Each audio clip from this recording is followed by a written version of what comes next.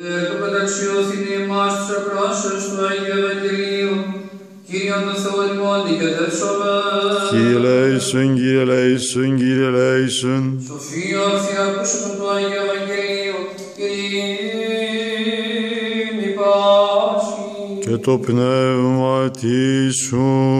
Του Παιδαγιάννη, Αγίου Ευαγγελίου το ανάγνωσμα, πρόσχομαι. Δόξα σοι, Κύριε, δόξα σοι.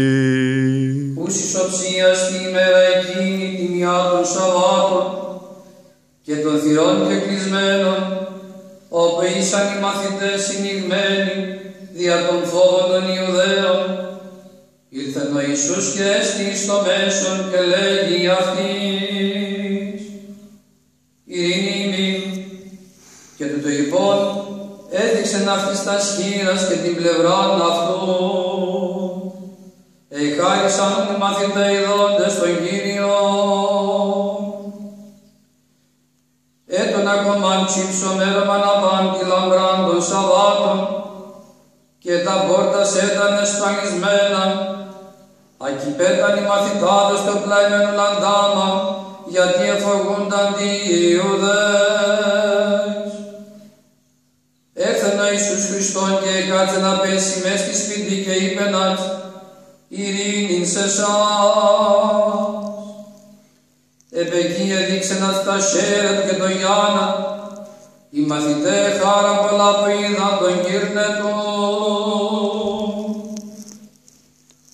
Είπεν αυτοίς ο Ιησούς πάλι, ειρήνη ημίν, καθώς απεσταλκέμαι ο πατήρ κακοπέμπω ημάς, και του το υπόν ενεφύσισε και λέγει αυτοίς, λάβετε πνεύμα Αγιόν.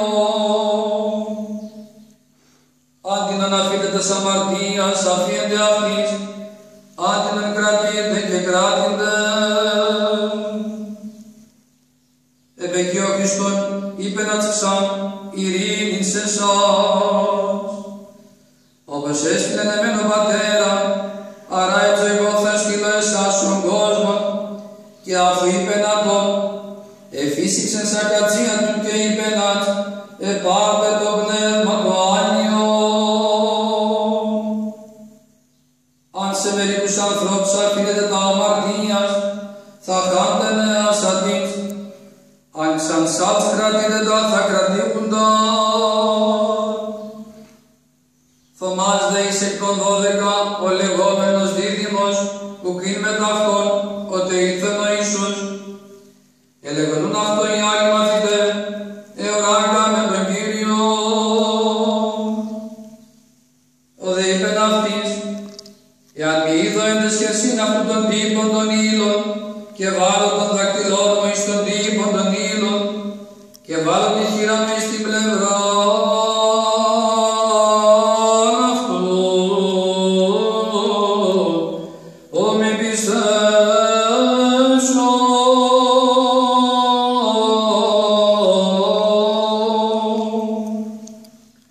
Θωμάς έτωνε είναι σας οι 12 μαθητάδες, έτωνε και διδυμάν, και έτωνε μετά στη μαθητάδας όταν έλθεν ο Χριστός.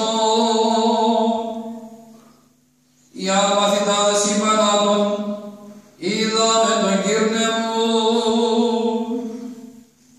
Αυτός όμως είπεν ατ, αμαχιλεύοντας σημάδια σαν καρφίαν, σαν